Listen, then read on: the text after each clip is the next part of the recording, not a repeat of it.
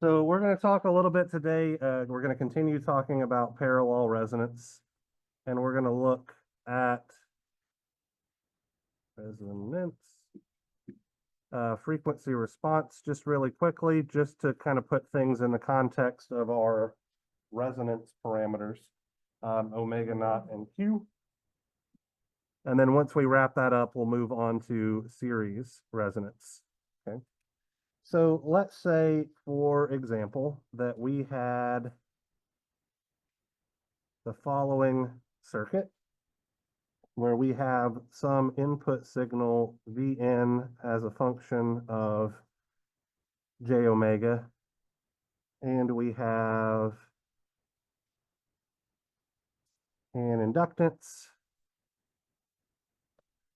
in series with a capacitance in series with a resistance, like so. And we're taking the output voltage of this system as the voltage drop across our resistor.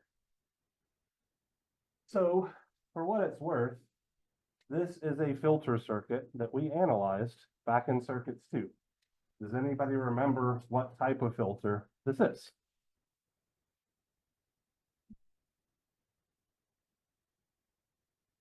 So let's figure some things out just by process of elimination. It's not a high pass filter because we're not taking the voltage drop across the inductor. And it's not a low pass filter because we're not taking the voltage drop across the capacitor. It can't be a band stop filter or a notch filter because that's what happens when we have both high pass and low pass at the same time. So it must be a band pass filter. It's the only thing that's left, right? So we are expecting a band pass filter like response out of this thing, and we'll see pretty shortly that that is exactly what we're going to get. Okay. So if we try to find the transfer function for this particular circuit, we would approach this much like we did back in circuits 2. So V out as a function of V in can be found by applying simple voltage division, right?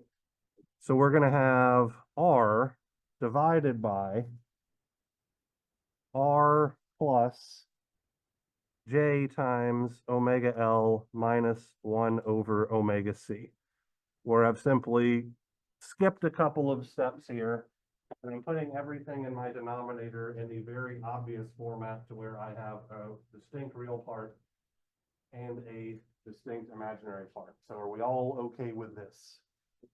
All right. So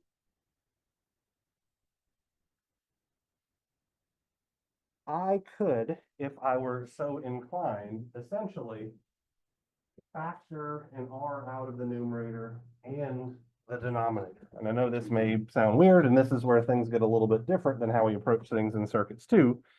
But if I get rid of the R in the numerator and the R in the denominator, I get left with the following relationship.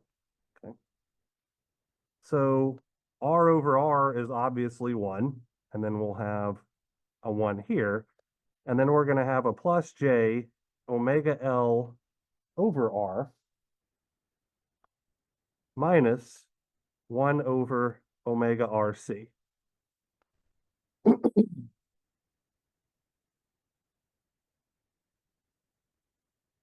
Like so.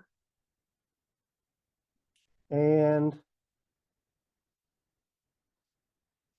we know that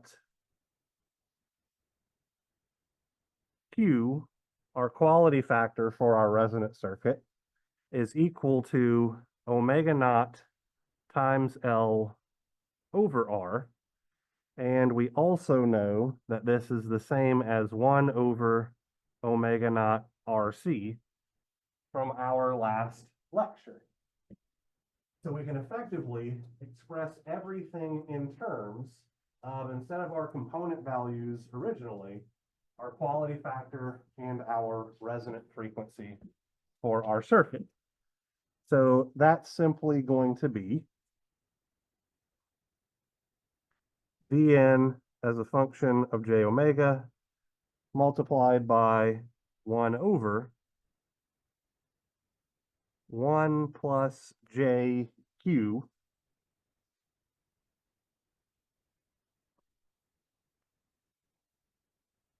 omega L over RQ. So I'm just multiplying by a factor of Q over Q here.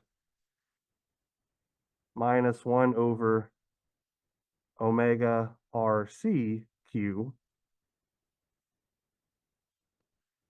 And then using our definition for Q, this becomes 1 over 1 plus JQ times omega over omega naught minus omega naught over omega. Like so.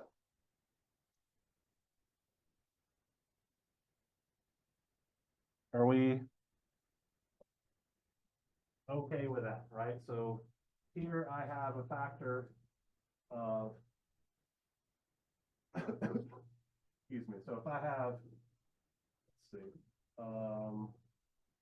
Q times R over L is equal to omega naught. So I have Q times R over L, which is where I get this omega naught down here in the denominator.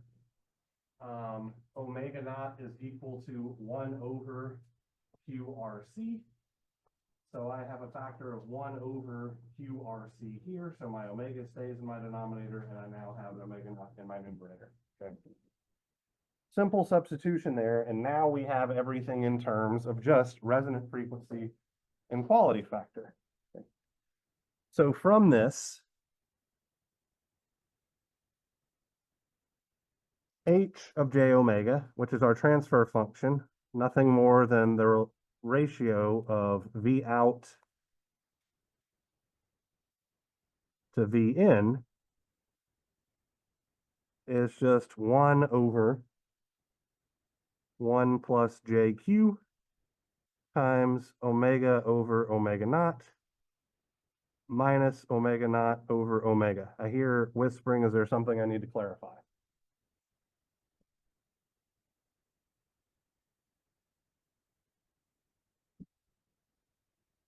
So the reason why I like this particular form is because it's really, really simple to figure out what our magnitude and phase plots are going to look like. Okay. So our magnitude plot is just the magnitude of this particular thing. So that's just going to be 1 over 1 plus Q squared times omega over omega naught minus omega naught over omega squared, like so, where this whole thing is under the square root sign. And then our phase response, theta, as a function of j omega, is just going to be the inverse tangent of negative Q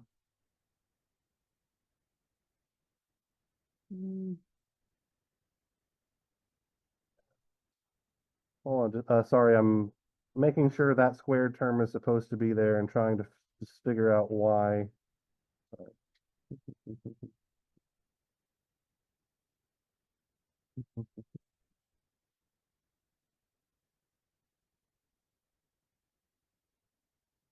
Let me take that squared away. I think I made a mistake there. My apologies. Omega over omega naught minus omega naught over omega, and then the quantity squared should go here. I believe this is right. So we have our magnitude plot and we have our phase plot just based on this simple transfer function here. So if we were to plot these things, we would have a magnitude plot of something like this. So here is h of j omega.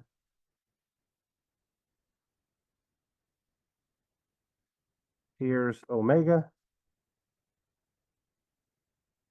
And then here is our phase response.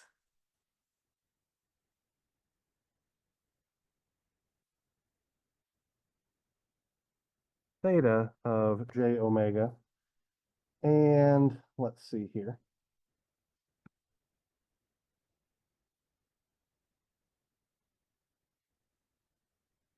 So our magnitude response should look something like this.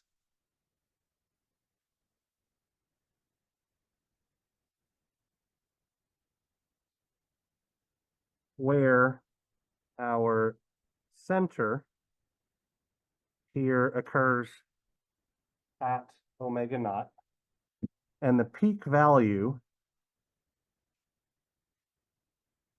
of this guy is at 1. Right, so when omega is equal to omega naught, we have omega over omega naught is 1 minus 1. So this term goes away, and we literally just have 1 over 1, right? So that's why our peak value here is just 1. At our resonant frequency on our phase plot, we should have the inverse tangent of 0, which, if I'm remembering correctly, is just 0. So for our phase plot, we're going to wind up having something that looks like this. It's going to start at roughly 90 degrees.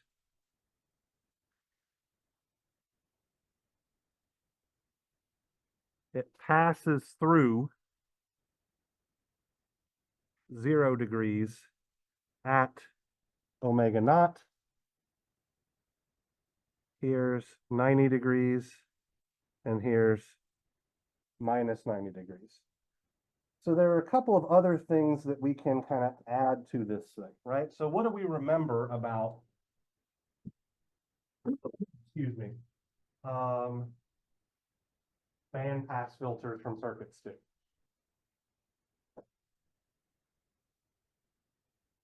Our 3 dB frequencies, okay? So our 3 dB frequencies are our half power frequencies, okay? So since we're looking at a ratio of voltage over voltage, half power is going to come where our magnitude plot is at a value of 1 over the square root of 2. We talked about that back in circuits 2. So that'll be somewhere in the ballpark of here. So 1 over the square root of 2. So we would have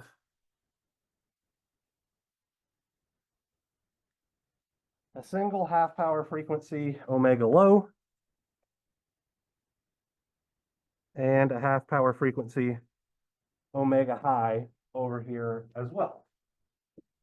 Well, these half power frequencies are literally our pole frequencies, going back to what we talked about when we were making our Bode plots and all of that kind of stuff. Because if we did 20 log of this thing, this is literally a Bode plot, essentially.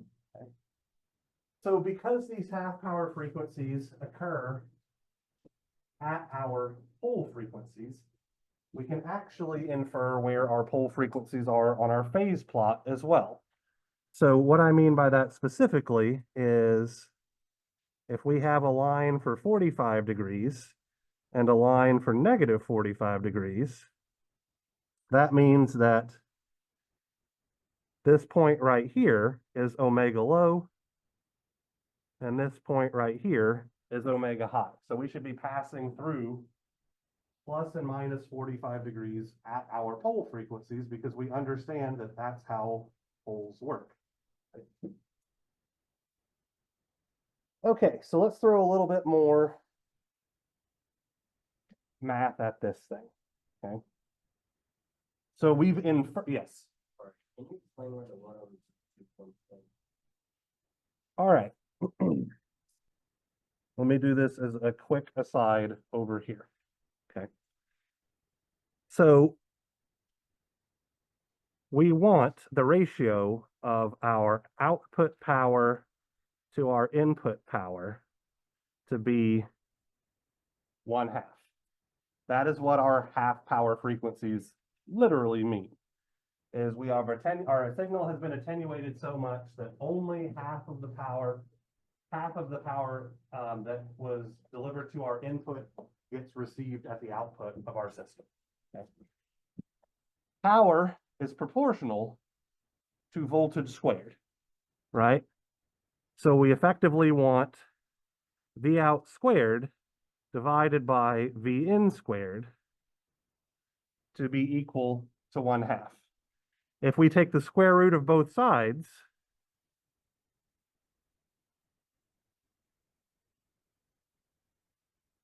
that is just V out over V in has to equal 1 over the square root of 2. Make sense? The hesitation in your voice tells me that you're just saying that for the sake of saying that and that you don't particularly follow. Because the thing that's being plotted, magnitude H to omega. Is the ratio of the voltage over voltage. So we're not plotting power over power, we're plotting voltage over voltage, and that's why our half power frequencies are at 1 over root 2. Okay. If we were plotting power over power, they would be happening when our value was 1/2. Okay, thank you. And realistically, just to be super clear here, it's actually the maximum value of this function over the square root of 2. So if we have time to get to parallel resonance today, we'll find that our maximum value of our transfer function for a parallel resonance circuit is actually just the resistor value. And so our half power frequencies are going to be the resistor value divided by root 2. So it's always just with respect to whatever the maximum value of our transfer function is. When that decreases by a factor of square root of 2, that's our half power frequency. Okay, so to throw some math behind this, or to figure out what our mathematical expressions for omega low and omega high should be, we're effectively just going to have our magnitude of our transfer function. Oh my God. Well, now I'm annoyed. Sorry. I'll need to go back and double check this. What I just did, for what it's worth, is put this squared back here. So I'm confusing myself because these notes are from last year, so I just want to clarify this, so at least you understand why I keep waffling on this. And this part of my notes, I whited out the square. Like I was like, I whited out the square, and I was like, I think it should be there, and then I doubted myself, and then when I go down further into my notes, the square is there, so I'm now sticking with the square should be here. And my question then begs, I think there should be a square here as well. Either, sorry, just for waffling here. Either there should be a square here or there shouldn't be one here. I will make a note to look that up and make sure I'm not telling you guys the wrong thing. Because I don't want to waste your time of just deriving it. Yeah. So anyway.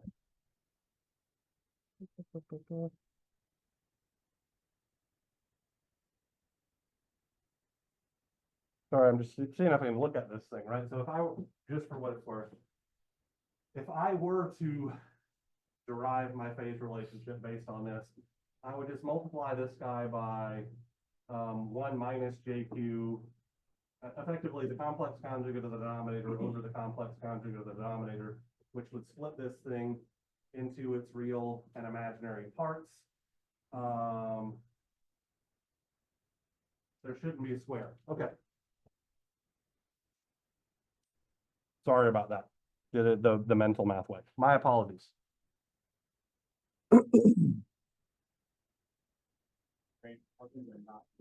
Right. So when fuck it. So let me erase this stuff and I'll explain it because I feel like I'm confusing you guys more than I'm confusing myself right now because I feel like crap. So if I multiplied this by 1 minus JQ omega over omega naught minus omega naught over omega, 1 minus JQ omega over omega naught minus omega naught over omega, what that's going to give me is 1 over 1 minus, actually, let's see, positive j times negative j, so that should be plus.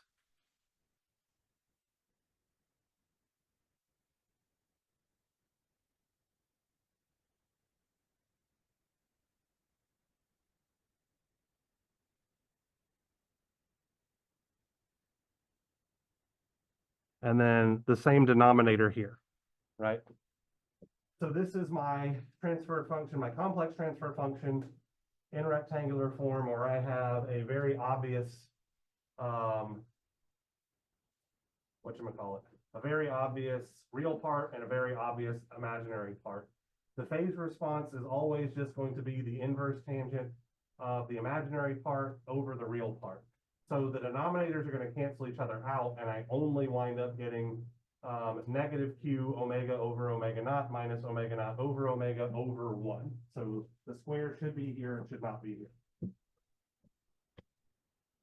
here.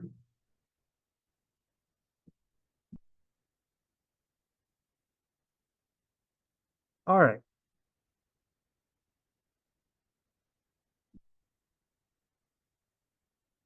So omega over omega naught minus omega naught over omega, quantity squared. All of this is underneath the square root sign. So we're looking for effectively what makes this thing equal to 1 over the square root of 2, right? Well, we have 1 over the square root of 1 plus this thing. So quite obviously, if this thing right here is equal to 1, then we are at our half power frequencies, okay?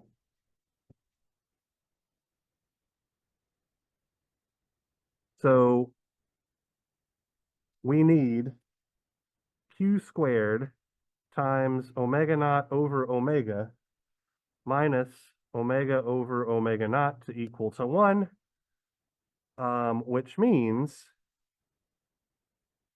q times omega naught over omega minus omega naught over omega must be equal to plus or minus 1.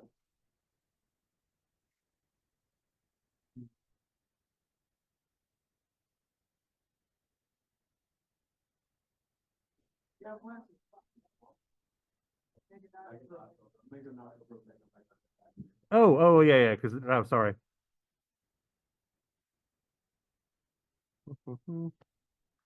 Yeah, having it as omega naught over omega on both cases just makes it 0 for everything, which is obviously wrong. Thank you for pointing that out. Okay, so this is our conditions under which we have our half power frequencies. So if we solve this expression for omega,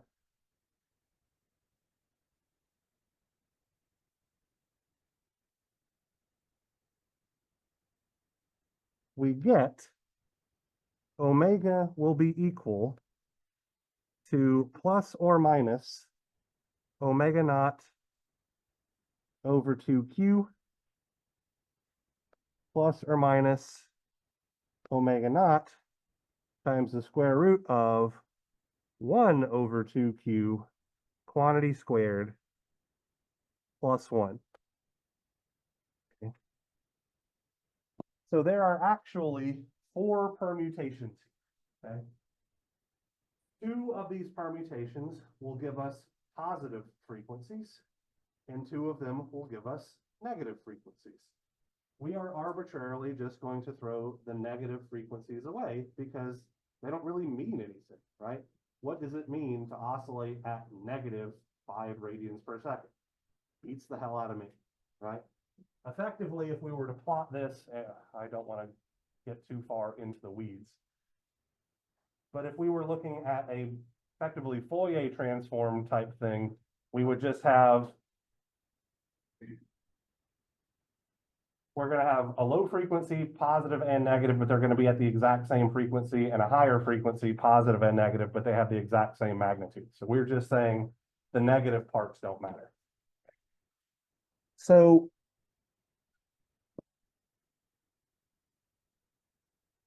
throwing away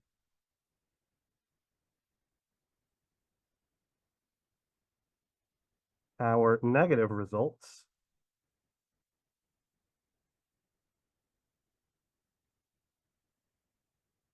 we get omega-1. This is just one of our solutions. And I'm going to factor out an omega naught because there's a common term of omega naught. So we'll have omega naught times -1 over 2q plus the square root of 1 over 2q squared plus 1. And this is actually our omega low. So that's our low half power frequency. So effectively, this guy right here is obviously a little bit bigger than this guy right here. So it comes out to be a positive number. And then we'll have omega-2, where we just use the positive omega over 2q bit. And so this very obviously will be a positive result as well. And this is our omega high. Now, excuse me.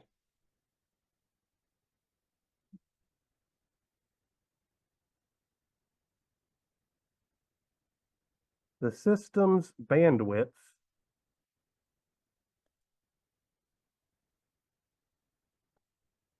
is given by, our bandwidth is simply omega high minus omega low. So let's see what happens when we subtract these things from each other, right? So we have a factor of omega naught times this bit under the square root minus omega naught times this bit under the square root. So that part obviously goes away, right? Then we have omega naught over 2q minus negative omega naught over 2q, which is twice omega naught over 2q. Which means our bandwidth in terms of our resonant frequency and our quality factor is just the ratio of those two things, right? So our bandwidth is determined entirely by where our resonant frequency is and what the quality factor of our system is.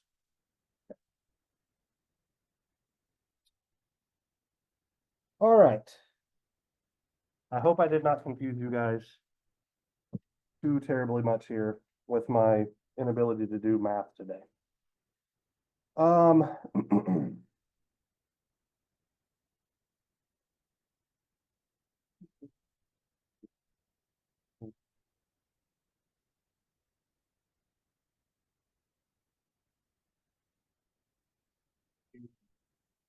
Quality factor, yes.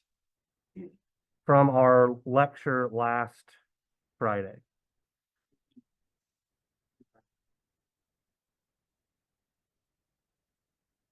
Leave it as is. So I'm just trying to express things in terms of the things that quantify the response of our resonant circuit, right?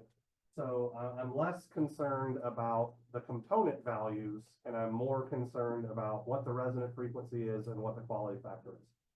So take this kind of like how when we were doing our transient analysis way back in circuits 1, we didn't really care too much about R's and C's and L's if we knew what our time constant was. It's that kind of approach to where if I understand what's governing the response of this, the component values don't particularly matter. Does that make more sense? Okay. All right, so one last thing that I want to talk about here for series resonance, and then I think I'm going to call it a day because I'm feeling not great, is I want to figure out where our voltages or what particular frequency our voltages will actually be at their maximum at. So we can kind of infer based on what we observed from the example problem that we worked last Friday, just to remind you all. We did a simple example where I think we had a 10-volt excitation source, and we saw that the voltage drop across our capacitor actually looked like around 600 volts, if I'm remembering correctly. That's a lot, but that's actually not quite the maximum value that that capacitor would actually see. So let's just take a minute here to figure out at what specific frequency our capacitor will experience its largest voltage. Okay. So going back to our simple RLC series circuit, where we have some source voltage Vs in series with some resistance R, in series with some inductance J omega L, in series with some capacitance whose impedance is 1 over J omega C. And we're just interested effectively in the voltage drop across the capacitor here, right? This is the thing that's most likely to fail in this particular system because it's going to see a very large voltage. So we could figure out the voltage drop across our capacitor just using voltage division like we did a moment ago, right? So we're going to have a 1 over J omega C in the numerator, and then an R plus J omega L plus 1 over J omega C in the denominator. And if I multiply through by a factor of J omega C over J omega C, this looks like Vs times 1 over 1 minus omega squared LC plus J omega RC. Just because I don't trust my notes right now, let me double check things here. So multiplying 1 over J omega C by J omega C obviously gives us 1. When we go into the denominator, J omega C times R is giving us this term right here.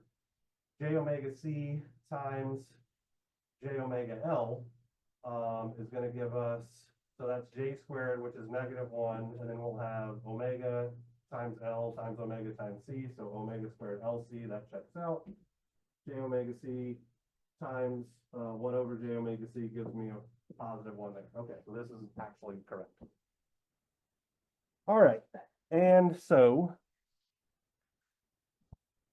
the magnitude of our capacitor voltage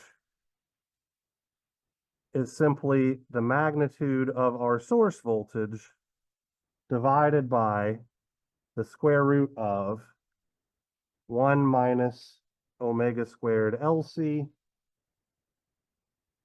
quantity squared plus omega RC quantity squared.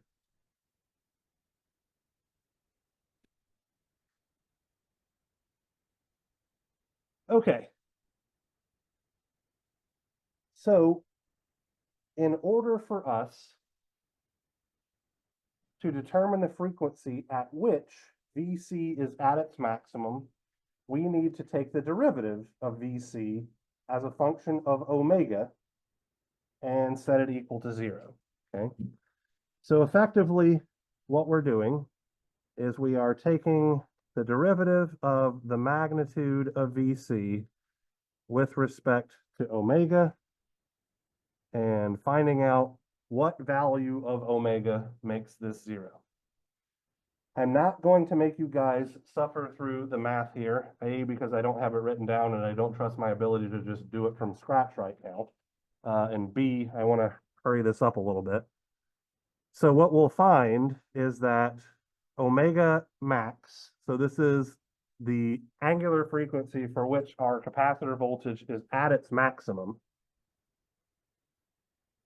is given by square root of 1 over LC minus 1/2 R over L quantity squared. Okay. Well, 1 over LC is just our resonant frequency. So we'll have resonant frequency squared, and then R over L is actually just effectively our bandwidth. So this is going to be omega naught over Q quantity squared. So for very high quality factors, we hit our peak value very close to our resonant frequency. But for lower quality factors, it's actually going to occur a little bit earlier. Yes.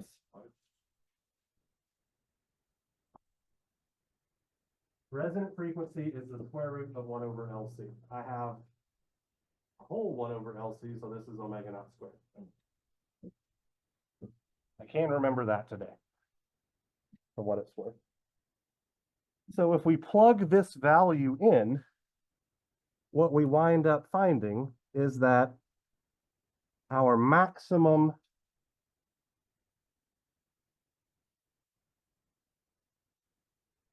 capacitor voltage is actually our quality factor times our source voltage divided by the square root of 1 minus 1 over 4Q squared.